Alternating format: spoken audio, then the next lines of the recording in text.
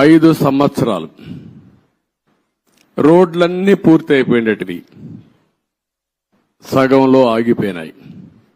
కొన్ని అయితే 80% పూర్తి చేసి ఆగిపోయినాయి.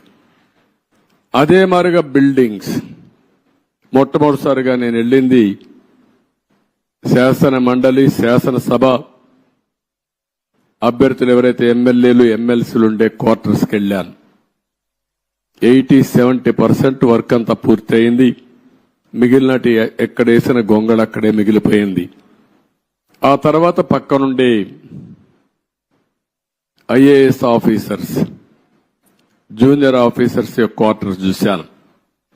అవి కూడా అక్కడే ఉన్నాయి. 70-80% పూర్తి అయింది. పక్కనుండే